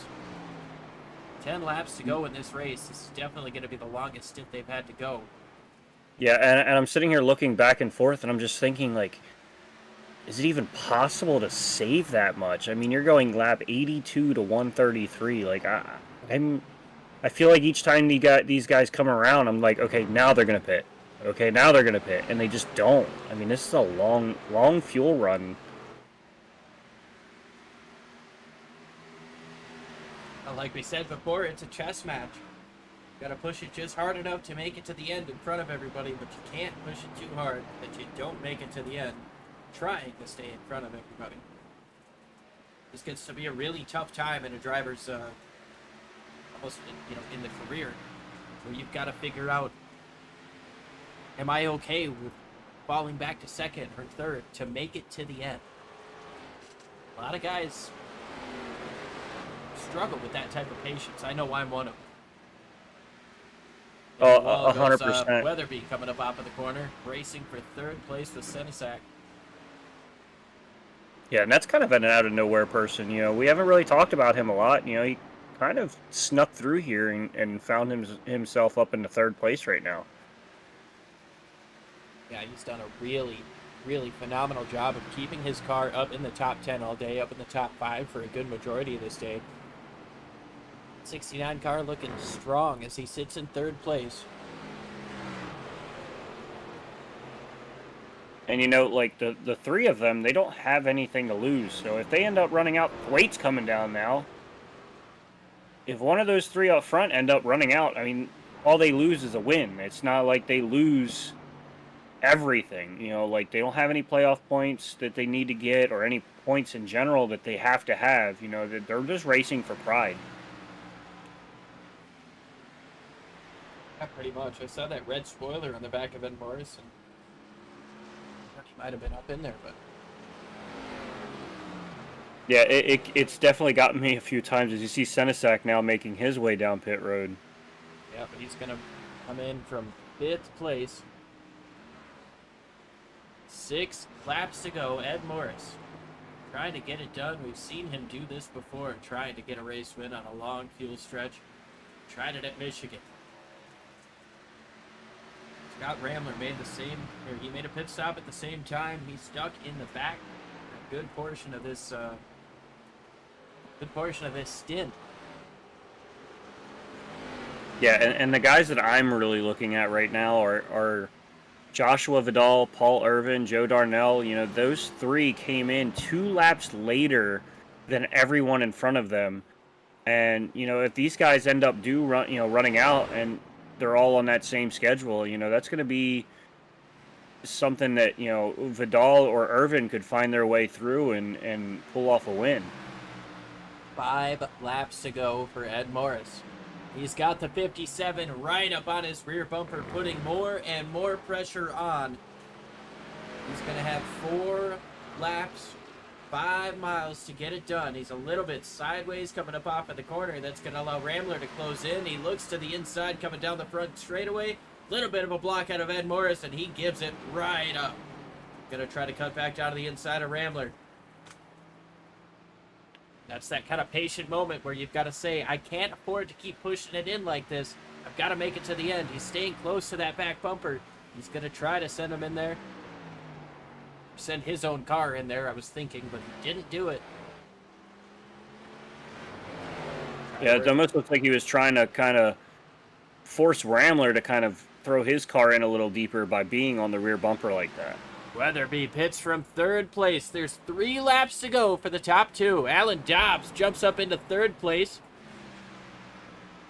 Playoff driver here, the first of those on this strategy. Josh Vidal, of course, as you mentioned, came in. He topped off at the end of that caution on lap 84. Are we going to see the top 2 run out of fuel?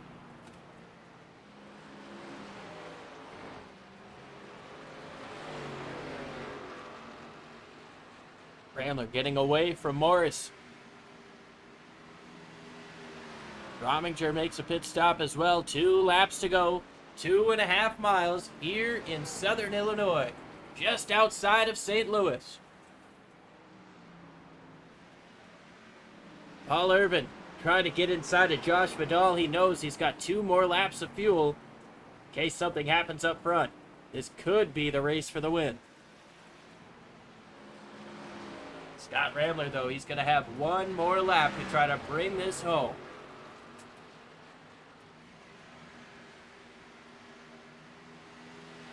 White flag is in the air. Ed Morris Jr. half a second behind. Scott Ramler has a mile to go to bring it home here in Gateway.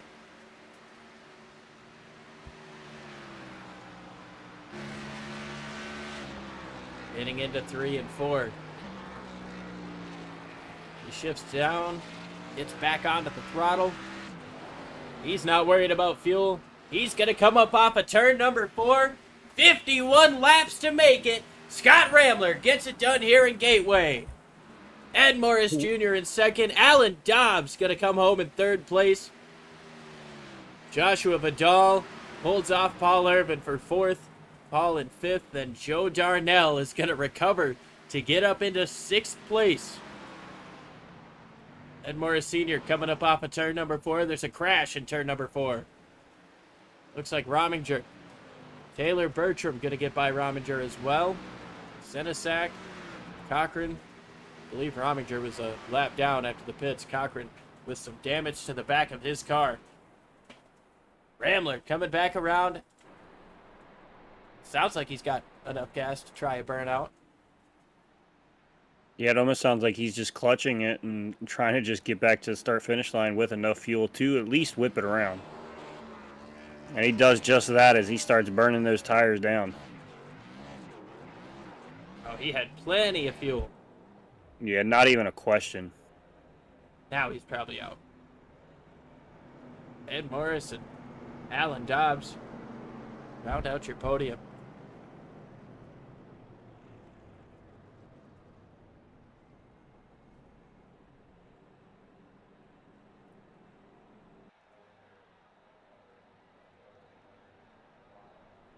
Let's see if we can go ahead and get with your 3rd place finisher here. It'll be Alan Dobbs. Alan, it's Liam and Jordan up in the booth. You got a copy? Yeah, I got you. Well, it was definitely an up and down race for you today. Kind of walk us through the strategy call at the end, and were you surprised to be able to get back up to the podium? No, I should have won the race because I was so far off the pace because I was saving that much fuel, and I barely crossed the line with like 1/10 of a gallon, and somehow they had like 3/10 of a gallon more than me running that much faster. So I don't know about it. I say bullshit.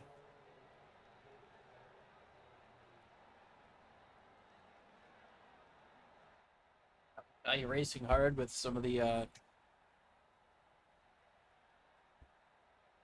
sorry, I got you mixed up with the box there with the contact, but you were definitely running strong. You started 7th. You stayed up in the top 5 all day. What was going through your mind when that final caution came out? Did you know you were going to have enough to make it, or was that kind of a up in the air? No, I was close to a gallon short when we were done with the caution and had to save like crazy just to make it. What's it like saving at a track like this? We've got these long straightaways, so you might be able to clutch it a little bit earlier in the corners and not lose much time. Do you think it's easier to save fuel at a track like this, or maybe more difficult? I think it's a little bit more difficult with how you have to go down to 3rd gear for 1 and 2. Like you really can't get around it there. You're definitely going to use more fuel because of that. But yeah, I mean, the long straightaways definitely helped. I was putting the clutch in about the start finish line for turns 1 and 2. So I was definitely clutching a lot.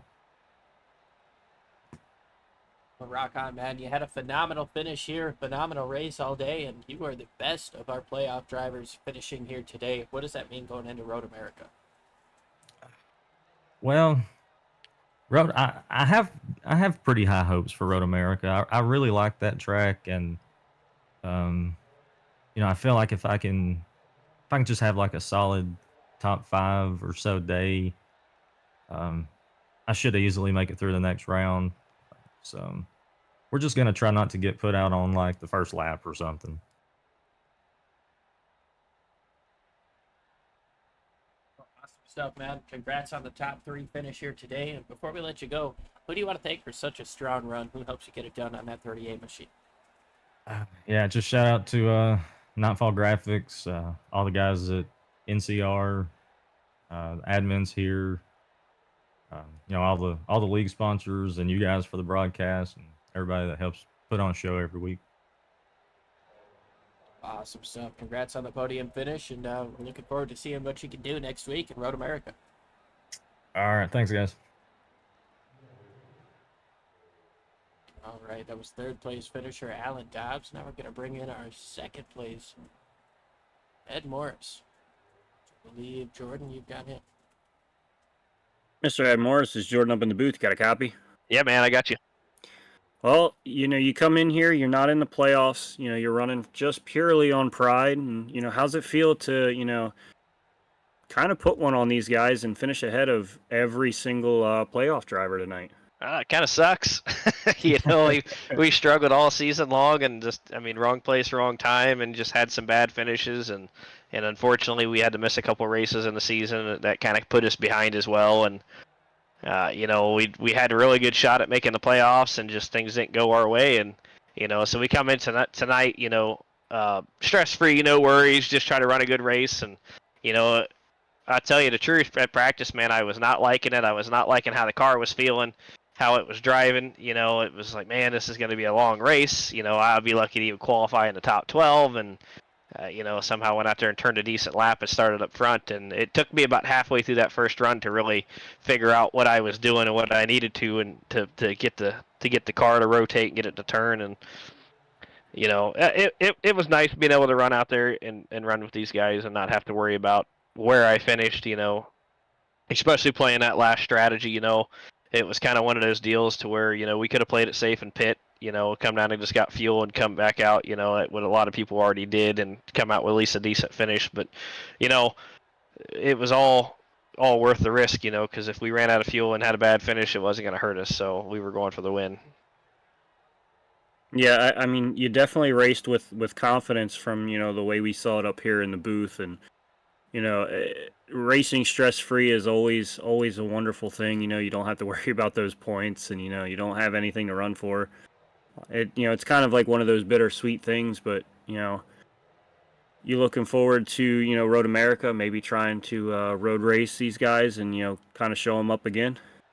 Yeah, I'm pretty strong on road courses. There's a lot of guys out here that are fast, and probably faster than me on the road courses. I'm not going to say it's going to be easy, but I think we got a pretty good shot at having a top 5 car next week too. Yeah, well, you have wonderful finish, and we congratulate you on that. Before we send you on your way, is there anybody you'd like to shout out?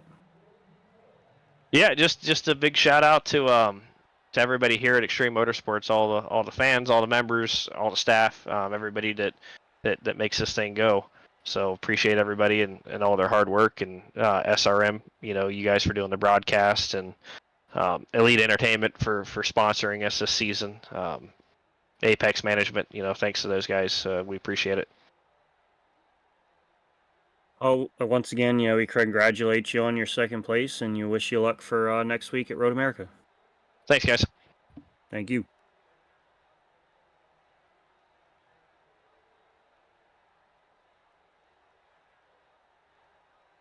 Now, I'm going to go ahead and bring in our race winner, Scott Ramler. And I do just want to correct myself. I've been calling this Southern Illinois. It's more southwest, a bit more on the west side, so apologies for that. Right by St. Louis, though.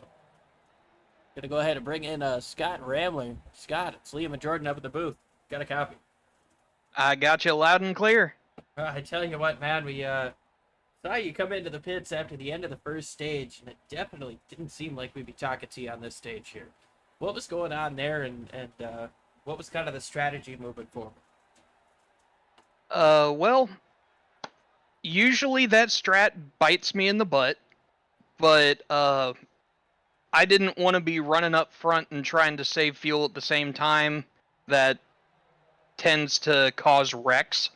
So I dropped to the back, started practicing saving fuel, seeing just how far I could push everything, and found something that worked, and actually managed to save enough to attack right at the end, and came across the line with 0.2 of a gallon of gas left. I barely could do a burnout. Yeah, we saw you clutching it that whole cool down lap, so you could just get a little bit of a tailspin in there. What was it like racing through the pack at the end? Did you know you were going to have enough to race hard with the 7, or were you just kind of hoping that once you got past them, you were able to get back to fuel safe? I knew that I was going to have enough to make it, but having enough to attack the way that I did with about 10 or so to go was just unreal.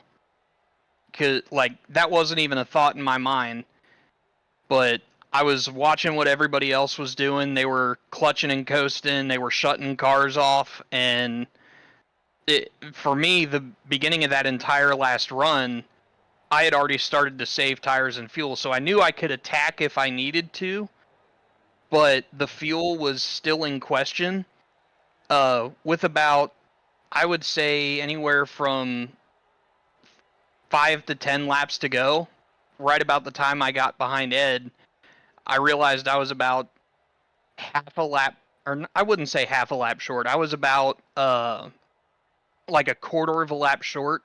So that's when I had to start shutting the car off going through 3 and 4, because it was easier to coast through there than it was through 1 and 2, and at least maintain some speed.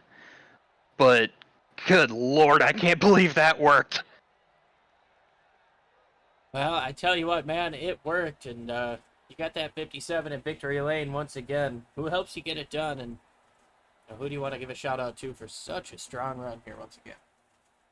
I want to thank McConey Setup Shops and Jeff McConey for being my personal sponsor. Great to bring him another win, and in such a dramatic fashion. I don't know if it looked as crazy as it did on the cameras as it was driving, but that was absolutely phenomenal on that run to the end. Thanks to Joe Hutchings and Gary Wells, team owners and admins for Warriors Esports. And yet again, thanks for Gary for admin in the race. Thanks to Ed for putting everything on with the league. And thanks to you guys for broadcasting. That was probably one of the best drives I've put in on iRacing. That was an absolute blast. Awesome stuff, man. Congratulations on the taking the checkered flag. Looking forward to talking to you again soon. All right, have a good one, guys. That's going to about do it for us here on Sim Racing Media. We're going to go through our final results.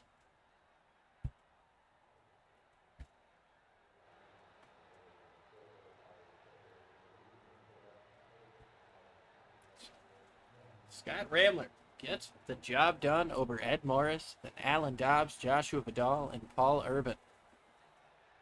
Joe Darnell, Ed Morris Sr., Taylor Bertram, Bryce Senesac, and Matt Cochran round out the top 10. We've got Daniel Krim, AJ Brandenburg, Michael Thwaites, Nicholas Weatherby, Brandon Storer, Jason Cardwell, Jonathan Cogswell, Mike Campeggio, Mike Rominger, Todd Keir, Alan Fox, Jacob Jensen, and Nate Orlowski. Gary Wells was the admin, so he gets the honorary 24th place starting spot. Can't thank him enough for all the work that he does adminning this series. But yeah, that'll do it for us here on Sim Racing Media. And as always, that friendly reminder, as you walk through the streets of life, please don't play in traffic. Thanks, folks. Rickmotech, high-performance sim racing equipment. There's only one place to go, rickmotech.com.